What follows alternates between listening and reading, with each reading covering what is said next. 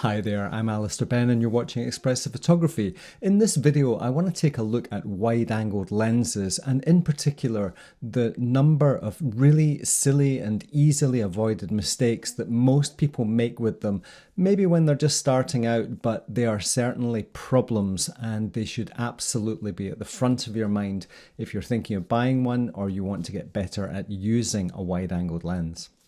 I'm sure I'm not alone in looking at some of the photography that's taken with wide-angled lenses and being envious and just in awe of the skill required to make images of this type of quality.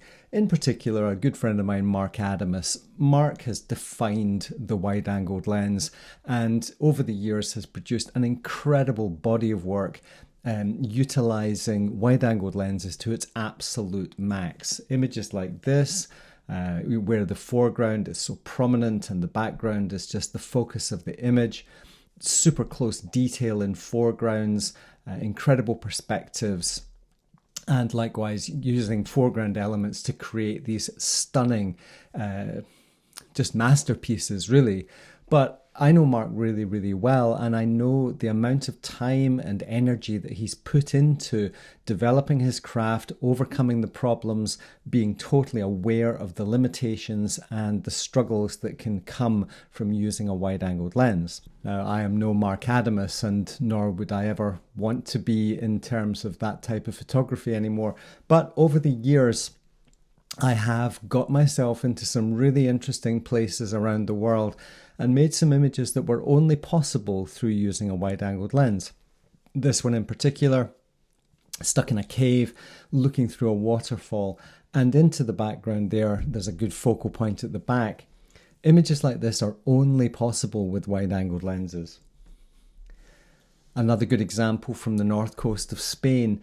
The wide angle allows you to get these really, really incredible perspectives, particularly in tight spots.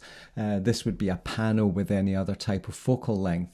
So there are definite benefits of using wide-angled lenses, but again, we have to start looking at what the potential problems are.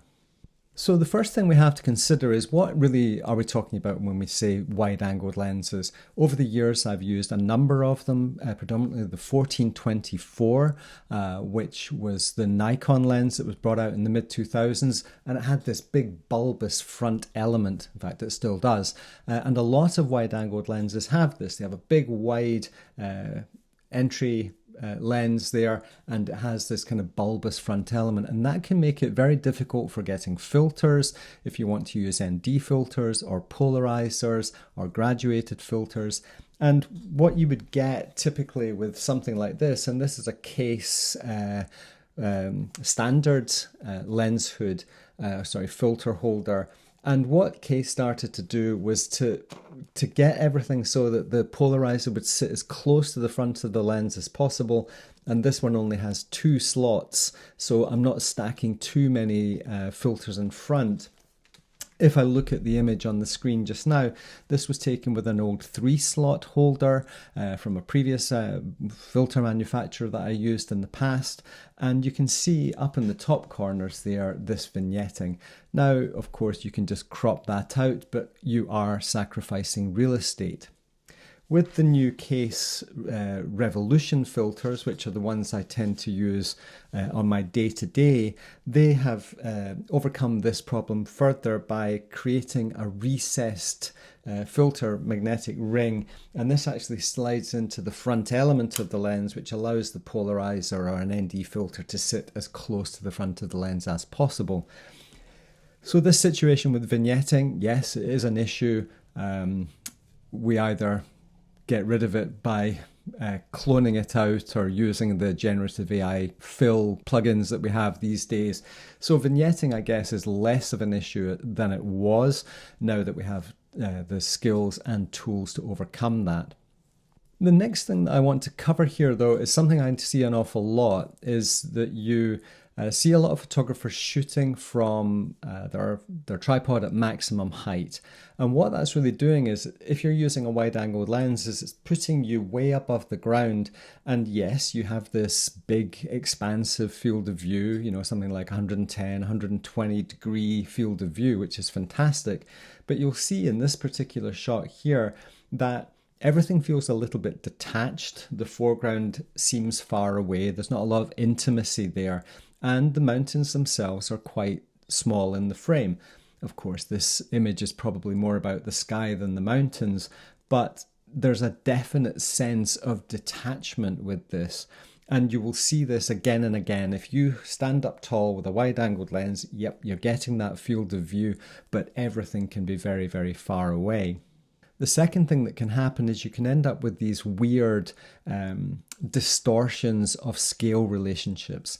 When we're walking around the world looking at it through our eyes, everything's at about 45 millimeters. That's why we call them standard lenses, that kind of 50 mil range.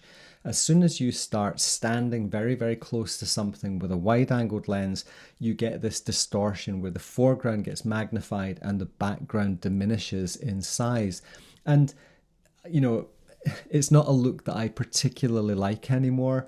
You think you're clever by finding these really cool foregrounds, but in actual fact, the scale incongruity for this one doesn't really work for me. Here's another great example. Yes, you get this amazing proximity to a foreground. You know, you're very, very close. You get that kind of energy of everything up front, but the mountains in the background diminish and get very, very small. It became quite popular back in the mid to late 2000s of doing a technique called focal length blending, where you would take an intimate foreground at a wider angle and then you would actually zoom in to magnify the stuff at the back, and then people would spend days trying to blend them together to make it look like a realistic relationship. That is not how I want to spend my days, and if you do, then feel free to do so. However, you do get scenarios like this, and this is actually one of my favorite photographs. That foreground is only about that size. It feels gigantic, but the lens is that far off the floor and that far away from that foreground pattern.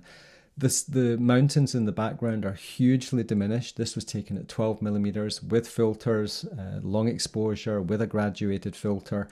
And I'm very happy with this photograph. So you can create these wonderful visual relationships with a wide-angled lens, but you have to be super aware of the consequences of your compositions.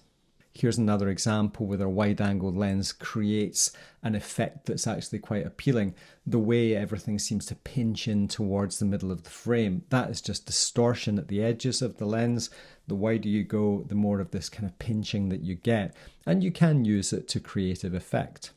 Now, the next problem that we have with wide-angled lenses is very much the relationship with this guy, and this is a polarizer, a circular polarizer. And the way polarizers work is that they polarize the sky just the same as polarizing sunglasses. And they are really, really good for taking reflections off surfaces so that you can see through to the water, to the rocks underneath the water, removing the shine, removing the reflections off wet leaves, all of that. Polarizers are great. I thoroughly recommend that everyone has one. However, when you start using them with a wide-angled lens, and that's anywhere up to probably 35, 45 mil, what you're going to end up doing, and you can see it very, very clearly in this photograph, the sun is off to the right-hand side of the frame. You can see there where the sun is in that direction. This is in the winter. The sun is off to the south here. And you can see this big dark patch. That is the maximum polarized zone. And on either side of that, you get diminished polarization. The effect is most notable the wider you go. And 24 mil, you will get plenty of this effect. I have a lot of photographs in my catalogue, too many I'm actually ashamed of. And that to me is a ruined photograph. It doesn't matter how good the composition is. It doesn't matter how well exposed it is. It doesn't matter how great the conditions were. That to me is a ruined photograph. That degree of heavy polarization or the inequality of polarization is almost impossible to fix in post-processing. I do have some other examples of this. This one was taken in Tibet, and again the sun is actually off to the left hand side of the frame in this one, and I'm shooting almost at 90 degrees to the sun, and that's where the maximum polarization is. So you can see this uneven distribution. This one, the polarization up in the top of the frame, and here we have the polarization here again. So you know exactly where the sun is in any of these photographs because of where the maximum polarization is. This is not a pretty effect, and very often I was using the polarizer to create more contrast between the sky and the clouds, but I've got this situation now where I have uneven polarization, and there's no coincidence why you've never seen this photograph before. It's because as far as I'm concerned, it's ruined. This is the easiest thing to avoid when you're shooting with a wide-angled lens, and I would urge everyone to be very, very aware of the effects of polarization when they're using a wide-angled lens. Now, the final problem with using wide-angled lenses is probably the one I see the most, actually, and even from professional photographers. And to me, it's an inexcusable error. I'm particularly critical of it, but you can be the judge yourself and you can decide whether you think it's important or not. This is a photograph, and there's a couple of things that are issues here. We're going to be covering a couple of points, not just one point, but this is super important. So this is a photograph of a very famous pointy mountain in Iceland. It's a place called Kirkjufell. It's spawned 1 million photographs. This is taken where you can see the mountain in the middle of the frame, and that is a fairly accurate representation of what the mountain looks like, about its height and how pointy it is. This is a raw file, so it's covered in spots, but you can see in this particular example that the mountain appears taller, more pointy, more elongated. And the reason for that is that I've got my camera in a portrait orientation and I'm pointing it down towards the ground. And what happens with the wide-angled lens is it distorts the top of the frame, stretches everything up and makes the mountain look more pointy. Again, in the early to mid 2000s, when 500px was super popular, this kind of pointy, elongated shot was everywhere. It was a super popular way to, because it just looks more dramatic. It makes these pointy mountains look even more majestic. I personally, that's not a massive problem, but it can get out of hand. I've seen photographs where the stretching is really, really prominent and everything just looks a little bit weird. Here's another example taken on the Isle of Skye. Anyone who's been to this location knows the way the mountains look, and this is another example of that stretching that I'm talking about. The lens is pointing down to get more of the water in there. I'm using a polarizer to cut through the surface, and the top of those mountains is getting stretched. Is it terminal? No. Does it annoy me? Yes. Now, the final thing I want to cover is the impact of reflections with wide-angled lenses. This is a particular bugbear of mine. It's probably the thing that I see most in photography. You see it all the time, and it drives me crazy. It absolutely drives me crazy. Now, I love this scene. I've taken photographs of this place many, many times, again, west of Scotland. Super misty, wet, atmospheric kind of day, but I loved the kind of simplicity of this scene. But you'll notice here, if I look off to the left-hand side of the frame, that again, we're in this situation where the lens is pointed down to kind of compose the scene the way you want it to be, to include things you want to include. But what's happening is that those reflections at the top of the frame are getting distorted. And you can see here that they don't line up. The verticals are getting angled off like that. And this isn't a terrible example, but it is there. And you can see on this side that this reflection doesn't line up either. This is an easy enough thing to fix, and in this particular photograph we can use a perspective correction to basically make things look okay. However, there are cases where it's really bad. Again, this is a raw file, so no judging, please. But you'll see in this one that I've wanted to include this beautiful rock underneath the water surface, polarized. So I'm using the polarizer to cut through the reflection of the surface of the water. You can see a little bit of uneven polarization, but I have been thinking and I've tried to roll it off so that it's not too pronounced. But what is incredibly pronounced here is this reflection here, the top of the mountain and its reflection. And if we look in there at how dramatically angled off those reflections are. Again, this is something that could be fixed, but what's going to happen is that foreground is going to be pulled out and it's going to take up a much, much larger part of the foreground here. This is almost fixable, but I see so many images posted online where it has not been corrected and you get these really odd looking photographs where, well, maybe it's just me, maybe I'm just getting old, but it drives me absolutely crazy. You can also see here the difference between the size of the reflection and the pointiness of that mountain in the background. Mount Assiniboine, beautiful, dramatic photograph. It's called the Matterhorn of the Rockies for obvious reasons, but it's not that dramatic. It's not that pointy.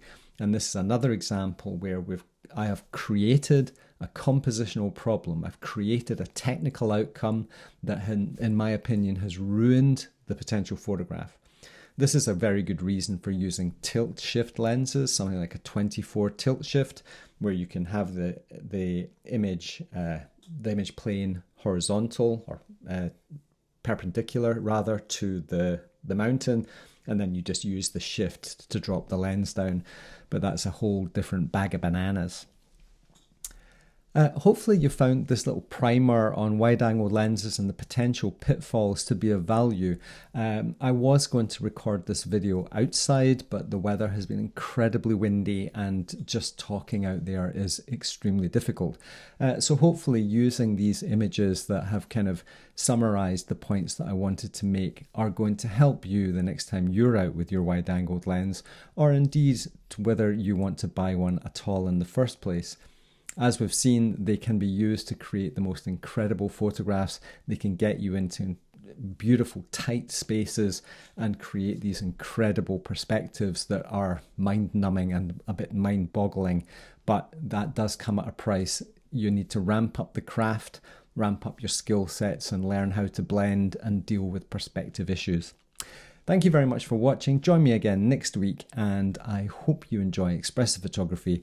Please subscribe and hit the bell notification to make sure you are notified of our most upcoming and latest videos. Thanks very much for watching again. Bye for now.